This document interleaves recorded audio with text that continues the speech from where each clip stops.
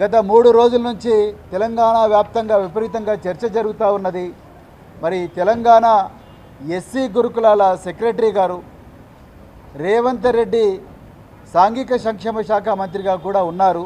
మరి వారి కింద పనిచేస్తున్న ఒక అధికారి డాక్టర్ అలుగు వర్షిణి గారు గత 4-5 రోజుల నుంచి ఒక స్టేట్మెంట్ ఇస్తున్నారు. మరి విద్యార్థులు వాళ్ళ టాయిలెట్లు వాళ్ళే కడుక్కుంటే తప్పేంది అని చెప్పి మరి వారు స్టేట్మెంట్ ఇస్తున్నారు. రెండవసారి కూడా మీడియా మిత్రులకు కూడా మళ్ళీ ఆమె ఎక్స్ప్లెనేషన్ ఇచ్చి వేసుకుంటే తప్పేంది అని అంటున్నారు. ఇవాళ నేను రేవంత్ రెడ్డి గారే ముఖ్యమంత్రి, రేవంత్ రెడ్డి గారే సాంఘిక సంక్షేమ శాఖ మంత్రి. నేను ఇవాళ రేవంత్ రెడ్డి గారిని సూటిగా ఒకటే ప్రశ్న అడుగుతున్నా. అయ్యా, మీ టాయిలెట్ మీరే కడుక్కుంటున్నారా? మీ ఇళ్లల్లో మీ టాయిలెట్ మీరే కడుక్కుంటున్నారా? మీ పిల్లలు పోయే బడులల్లో పిల్లలు వాళ్ళ టాయిలెట్ వాళ్ళే కడుగుతూ ఉన్నారా? మీ మంత్రులు వాళ్ళ టాయిలెట్లు వాళ్ళే కడుక్కుంటున్నారా? కడుక్కుంటే తప్పేందని మీ అధికారం అంటున్నారు. మరి కడుక్కోవాలి కదా. నేను మొన్న కూడా స్టేట్మెంట్ ఇచ్చిన, రేవంత్ రెడ్డి గారు మీరు ఆదేశాలు ఇచ్చినందుకే ఈ అధికారి చాలా నిర్భయంగా ఎస్సీ వర్గాల మీద వివక్ష చూపుతూ ఉన్నది. ఎవరి టాయిలెట్లు కడుక్కోవడానికి వ్యతిరేకం కాదు రేవంత్ రెడ్డి గారు. ఈ దేశం పుట్టక ముందు నుంచి, ఈ మానవాళి ఉన్నప్పటి నుంచి పేద వర్గాలు వాళ్ళ టాయిలెట్లు వాళ్ళే కడుక్కుంటున్నారు. వాళ్ళ టాయిలెట్లే కాదు, సమాజం టాయిలెట్లు అంతా కూడా ఈ దేశంలో వాళ్ళే కడుగుతున్నారు. మీకు తెలియకపోతే తెలుసుకోండి చరిత్ర. ఇవాళ వాళ్ళు ఎన్ని రోజులు రా బాబు ఈ పని, ఎన్ని రోజులు రా ఈ పారిశుద్ధ కార్మికుల పని చేయాలి, ఎన్ని రోజులు ఈ బాంఛన బతుకు ఉండాలి, ఇప్పుడన్నా మాకు మరి విముక్తి రాదా అని చెప్పి ఆనాడు మరి గురుకులాలు పెడితే ఆ గురుకులాలను కేసీఆర్ గారు చరిత్రలో ఎన్నడూ లేని విధంగా 1000 గురుకులాలుగా మార్చి ఈ పేద వర్గాలు, ఎర్ర బస్సు ఎక్కలేని కుటుంబాలు ఎయిర్ బస్ ఎక్కాలి, ఏరోప్లేన్ ఎక్కాలి, విదేశాలకు పోవాలి, ఇంగ్లీషు చదువుకోవాలి. ఉన్నోళ్ళ పిల్లలే కాదు, పేదోళ్ళ పిల్లలు కూడా కంప్యూటర్ ఇంజనీర్లు కావాలి, డాక్టర్లు కావాలి, కలెక్టర్లు కావాలి, ఐపీఎస్లు కావాలి, ఐఏఎస్లు కావాలి, సినిమా యాక్టర్లు కావాలి అని చెప్పి వీళ్ళ కోసం ప్రత్యేకమైన పాఠశాలలు 1000 దాకా పెంచితే, వీళ్ళందరికీ సన్నబియ్యంతో అన్నం పెడితే, వీళ్ళందరినీ ప్రపంచ స్థాయిలో తీసుకపోతే ఇలా కన్నుగొట్టి వివక్షతోని ఒకవైపేమో మీరే అందరికన్నా పెద్ద మాదిగా నేనే అంటారు, అందరికన్నా పెద్ద మాల నేనే అంటారు, నాకన్నా పెద్ద మాదిగా ఎవరు లేరంటారు, దళితుల ఇళ్లల్లో పండుకున్నా అని చెప్పి యాక్షన్ చేస్తారు, నా ఎంబడి జెండాలు పట్టుకొని తిరిగిందంత దళితులే అంటారు.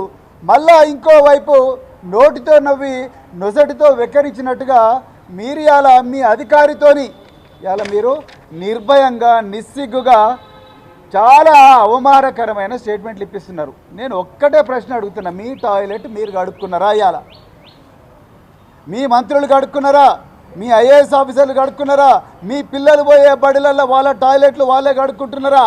అన్ని ప్రయోగాలు మా పిల్లల మీదనే ఎందుకు చేస్తున్నారు? ఈ పేద పిల్లల మీదనే ఎందుకు చేస్తున్నారు? మీరు తీయండి, రాష్ట్రం అంతా ఒక జీవో తీయండి, ఎక్కడోళ్ళు ఎవరి టాయిలెట్ వాడే కడుక్కోవాలి, ఏ ఆఫీస్లో కూడా ఎవరి టాయిలెట్ వాడే కడుక్కోవాలి, హౌస్ కీపింగ్ సర్వీసెస్ బంద్, ఇవన్నీ కూడా బంద్ అని చెప్పి ఒక ఆర్డర్ తీయండి. నువ్వు కూడా మరి చీపురు కట్ట పట్టుకొని బకెట్ పట్టుకొని నీ టాయిలెట్ కడుక్కో రేవంత్ రెడ్డి, మీ అధికారులతో కడిగించు, ఆ ఫోటోలు మీడియాతో షేర్ చేయి. నువ్వు ముందు మీ ఇంట్లో సంస్కరణలు స్టార్ట్ చేసి అప్పుడు మా పేదల ఇళ్ళకి రా. గత 2-3 వేల సంవత్సరాల నుంచి ఇదే పని చేస్తున్న పిల్లలను కేసీఆర్ గారు డాక్టర్లు, ఇంజనీర్లు, కలెక్టర్లు, పైలట్లు చేయాలని చూస్తే, ఆర్మీ ఆఫీసర్లు చేస్తే మళ్ళీ మీరు ఇవాళ వాళ్ళని టాయిలెట్లు కడగమంటున్నారు. ఇందుకోసమేనా నీకు ఓట్లేసింది? 1 కాదు 2 కాదు 2 సంవత్సరాల నుంచి ఈ ఎస్సీ గురుకులాలను గోస ఉంచుకుంటున్నారు. ఎందుకయ్యా రేవంత్ రెడ్డి నీకు ఎస్సీలు అంటే అంత కక్ష? ఏ గురుకులాలు కూడా ఇంత గందరగోళం జరుగుతలేదు. పొద్దున్న లేచినప్పటి నుంచి వాళ్ళ తల్లిదండ్రులందరూ కూడా కూలి చేసుకునేటోళ్ళు, వీళ్ళందరూ కూలి పనులు పోయేటోళ్ళు, వాచ్మెన్ పనులు చేసుకునేటోళ్ళు, సెక్యూరిటీ గార్డ్ పని చేసుకునేటోళ్ళు, క్యాబ్లలో డ్రైవర్ పని చేసుకునేటోళ్ళు. వీళ్ళు వాళ్ళని వదిలిపెట్టుకొని స్కూళ్ళ చుట్టూ, ఆఫీసుల చుట్టూ తిరుగుతున్నారు. ఎందుకు ఈ అధికారి మీ అలుగు వర్షిణి గారికి వీళ్ళంటే అంత కోపం అండి? సంక్షేమ భవనము, అది సంక్షేమ భవనమా లేకపోతే ఆర్మీ హెడ్ క్వార్టరా? వీళ్ళందరూ ఎప్పుడైతే తల్లిదండ్రులుగా వీళ్ళందరూ పోయి మేడం మీరు మా పిల్లలకు అన్యాయం చేస్తున్నారు, అప్పుడున్న ఆఫీసర్లు ఇదే కాంగ్రెస్ గవర్నమెంట్లో ఉన్న ఆఫీసర్లు కూడా కొంతమంది మమ్మల్ని మంచిగానే చూసుకున్నారు, కానీ మీరు మాత్రం ఎందుకు మేడం మమ్మల్ని ఇట్లనే చూస్తున్నారు అని అడిగితే పోలీసు వాళ్ళని పిలిపించి వీళ్ళని బయటికి గెంటేయడం, సీసీటీవీ కెమెరాలు పెట్టుకోవడం, వీళ్ళను కనీసం కూర్చోబెట్టి కూడా మాట్లాడే సంస్కారం లేని ఆఫీసర్లను ఇవాళ మీరు సాంఘిక సంక్షేమ శాఖలో పెట్టిండ్రు. ఎందుకయ్యా రేవంత్ రెడ్డి నీకంత కోపం ఈ ఎస్సీలంటే? అంటే మాటలకు మాత్రం అసెంబ్లీలో కమిటీ హాల్లో మస్తు మాటలు చెప్తారు, మహబూబ్నగర్ జిల్లాలో ఇంకో మాట చెప్తావు, ఇంకో జిల్లాలో ఇంకో మాట చెప్తావు. అంటే వీళ్ళు ఎవరు మాట్లాడలేరని వీళ్ళ మీద అన్ని ప్రయోగాలు చేద్దాం అనుకుంటున్నారా మీరు? ఎన్ని ఘోరాలు జరుగుతున్నాయి ఇవాళ గురుకుల పాఠశాల. ఒక్కసారి ఎప్పుడైనా చెప్పిందా? నిన్నటికి నిన్న దక్షిణ కొరియాలో అగసారా నందిని అనే అమ్మాయి భారతదేశానికి స్వర్ణ పథకం తీసుకొస్తే కనీసం ట్వీట్ చేయలేని పరిస్థితి. మేమందరం చేసిన తర్వాత రాత్రి 10:30కు మెలకు వచ్చి మీరు చేసిండు. కనీసం ఆ అమ్మాయికి ఒక పైసా ఇవ్వని పరిస్థితి. గత ఏషియన్ గేమ్స్లో ఆ అమ్మాయికి కాంస్య పథకం వస్తే కనీసం ఆమెకు ₹1 కోటి ఇవ్వలేని పరిస్థితి, ఆమెకు ఒక ఇంటి స్థలం ఇవ్వలేని పరిస్థితి. ఎందుకు? ఆమె బీసీ వర్గాలకు చెందిన బిడ్డనన్నా మీ కోపం? ఆమెకు ఇంటి స్థలం ఇస్తే ఏం పోతున్నది నీకు? వాళ్ళ తల్లిదండ్రులు పిలిపించుకొని అయ్యా తీసుకో ₹1 కోటి, నిఖత్ జరీన్కి ఇచ్చినావుగా, బాక్సర్కు, క్రికెటర్ సిరాజ్కి ఇచ్చినావు కదా, వీళ్ళకి కూడా ఇస్తే ఏం పోతున్నది? అంటే ఆ అమ్మాయి ఒక అమ్మాయి పేద వర్గాలకు చెందిన వాళ్ళ నాయన మల్కాజ్గిరి రోడ్ల మీద ఇస్త్రీ చేసుకొని బతుకుతాడైనా కోపం నీకు? ఇవాళ మీ అలుగు వర్షిని ఆయన ఆమె గురించి చెప్పలేదా? ఈ విధమైన ఘోరాలు వందలు జరుగుతూ ఉన్నాయి. ఇలా మరి విద్యార్థుల తల్లిదండ్రులను శత్రులుగా చూస్తూ ఉన్నారు. అదేవిధంగా ఇప్పుడే మేము లోపల మాట్లాడుతుంటే ఒక న్యూస్ వచ్చింది. గౌలిదొడ్డి ప్రపంచం దేశంలోనే అత్యంత ప్రతిష్టాత్మకమైన ఎస్సీ గురుకుల ప్రతిభా పాఠశాల. ఒకప్పుడు బందెలదొడ్డిగా ఉన్న గౌలిదొడ్డిని కేసీఆర్ గారు ఇచ్చిన ప్రోత్సాహంతో తెలంగాణలో మరి దేశంలోనే తలమానికమైన పాఠశాలగా మారుస్తే ఇవాళ ఇప్పుడున్న సెక్రటరీ డాక్టర్ అలుగు వర్షిని గారు తన సొంత ఆస్తి అయినట్టుగా గౌలిదొడ్డి ఒకటే గ్రూపు చెందుతుంది, గౌలిదొడ్డిలో ఎవరు గెస్ట్ ఫ్యాకల్టీ ఉండాల్సిన అవసరం లేదు, గౌలిదొడ్డిలో పార్ట్ టైం ఉండాల్సిన అవసరం లేదు, ఎవరు ఉండాల్సిన అవసరం లేదు, మేమే చేసుకుంటాం, మీరు ఇక్కడ నుంచి బయటికి పోండి అన్నారు. ఇక రెండవ గమ్మత్తైన తుగ్లక్ పాలన ఇంకొకటి ఇవాళ తెలంగాణ పిల్లలకు తెలవాల్సిన అవసరం ఉన్నది. గౌలిదొడ్డి గురుకుల పాఠశాలల్లో అడ్మిషన్ రావాలంటే తెలంగాణలో విద్యార్థులందరూ కూడా 2 లెవెల్స్ ఎంట్రన్స్ రాయాలి. ఒకటి preliminary exam, 2 main exam. Main ఎగ్జామ్లో టాప్ ర్యాంకులు వస్తేనే గౌలిదొడ్డిలో పెడతారు పిల్లల్ని. అలాంటి గౌలిదొడ్డిలో 90% కన్నా తక్కువ వచ్చిందన్న నెపంతో విద్యార్థులను సెకండ్ ఇయర్ ఇంటర్మీడియట్ నుంచి బయటికి పంపించేయమని పేరెంట్స్ అందరికీ ఇలా మెసేజ్లు పెడతా ఉన్నారు. నేను ఇవాళ అడుగుతున్నా, మీరు గౌలిదొడ్డిలో అడ్మిషన్ తీసుకునేటప్పుడు ఎవరిని తీసుకున్నారు? మెరికల్ లాంటి విద్యార్థులను తీసుకున్నారు. 2 లెవెల్స్ ఆఫ్ ఎంట్రన్స్ పాస్ అయిన విద్యార్థులను తీసుకున్నారు. ఇవాళ వాళ్లకు 90% తక్కువ వచ్చిందంటే విద్యార్థుల కారణం, పంతుల్లా? ఇవాళ టీచర్లు చదువు చెప్పకపోతే విద్యార్థులు ఏ విధంగా నేరస్తులు అవుతారు? దాని మీద ఎక్కడ కూడా ఆన్సర్ లేదు. అడగడానికి పోయిన పేరెంట్స్ను పోలీసు వాళ్ళు పెట్టి గెంటేస్తున్నారు, వాళ్ళ మీద పోలీసులు కేసు పెడుతున్నారు. గతంలో BRS party working president KTR గారు ఇచ్చిన ఆదేశాల మేరకు మేము గురుకుల బాట అని చెప్పి కార్యక్రమం పెడితే మా అందరి మీద కూడా కేసులు పెట్టించిండ్రు ఈ అధికారులు. మమ్మల్ని గురుకులాల్లోకి పోనివ్వలేదు. అంటే మీ ఏవైతే అవినీతి, మీ అక్రమాలు, మీ దౌర్జన్యాలు, మీ దోపిడీ, మీ వివక్ష బయటపడుతుందని చెప్పి ఆ రోజు మమ్మలను గురుకులాల లోపలికి రానివ్వలేదు. ఇగో ఇవాళ మీరు చేస్తున్న కార్యక్రమం ఇది. ఇక మూడవది, ఇవాళ మీ డాక్టర్ అలుగు వర్షిని గారు, రేవంత్ రెడ్డి గారి మరి ఆఫీసర్ ఏమంటా ఉన్నారు? ఈ పిల్లలు పాష్ సొసైటీ నుంచి రాలేదు, అంటే సంపన్న వర్గాలు బతికే సమాజం నుంచి రాలేదు, వీళ్ళు టేబుల్ మీద కూర్చొని వీళ్ళకి అన్నం రాదు, ఎందుకు రావాలి, వీళ్ళ చపాతీలు వీళ్ళే చేసుకోవాలి కిచెన్లు అంటున్నారు. ఎక్కడ రాసున్నదండి ఇది?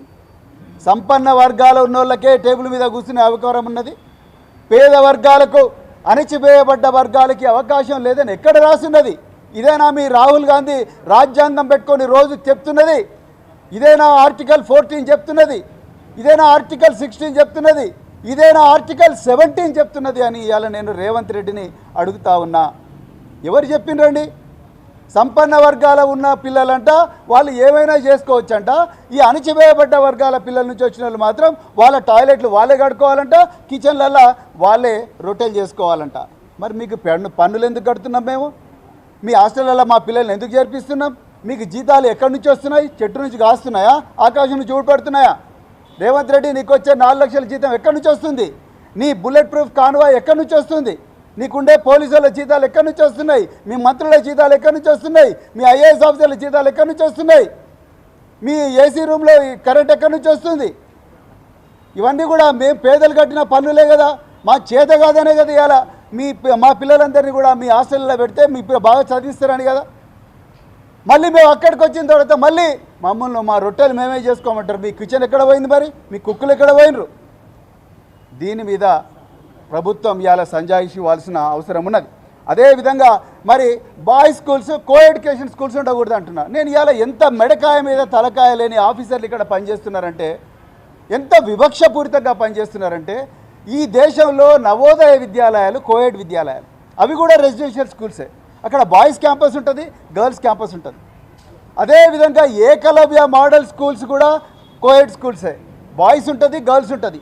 కానీ తెలంగాణ ఎస్సీ గురుకులాల దగ్గరికి వచ్చేవరకే వద్దొద్దు, నో బాయ్స్ వేరే, సపరేట్ గర్ల్స్ వేరే అని కరీంనగర్లో అత్యంత ప్రతిభ ఉన్న విద్యార్థులను పంపించే పాఠశాల అలుగునూరు పాఠశాల నుంచి బాయ్స్ని అందరినీ పంపించేస్తున్నారు.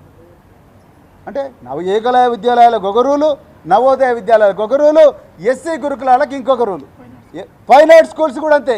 ఫైన్ ఆర్ట్ స్కూల్స్ కేసీఆర్ గారు ఆ రోజు ఈ పిల్లలు ఎందుకు ఫిలిం సిటీలో ఉండకూడదు, ఈ పిల్లలు మరి సినిమా యాక్టర్లు ఎందుకు కాకూడదు, దేవిశ్రీ ప్రసాద్ లాగానో, ఎస్పి బాలసుబ్రహ్మణ్యం లాగానో, ఒక చిత్ర లాగానో, ఒక సుశీల లాగానో వీళ్ళు కూడా ఒక గాయకులుగా ఎందుకు మారకూడదు, ఒక సినిమా డైరెక్టర్గా ఎందుకు మారకూడదు, ఒక సినిమా యాక్టర్గా ఎందుకు మారకూడదు, మ్యూజిషియన్స్గా ఎందుకు మారకూడదు అని చెప్పి ప్రతిష్టాత్మకమైన రీతిలో మల్కాజ్గిరిలో సోషల్ వెల్ఫేర్ మరి ఫైన్ ఆర్ట్స్ స్కూల్ పెడితే అందులో నుంచి విద్యార్థులందరినీ, బాయ్స్ని అందరినీ కూడా పంపించేసింది. నీకు బాయ్స్ అండ్ గర్ల్స్ కలిసి చదువుకుంటే అన్ని జాగ్రత్తలు తీసుకొని మేము నడిపించలేదా? స్కూల్స్, నవోదయ విద్యాలయాలు నడిపిస్తలేవా? ఏకలవ్య మోడల్ స్కూల్స్ నడిపిస్తలేవా? కేంద్రీయ విద్యాలయాలు నడిపిస్తలేవా? కేవలం ఎస్సీ గురుకులాల విషయానికి వచ్చేవరకే ఎందుకు ఈ వివక్ష? ఒక్కసారి ఆలోచించండి.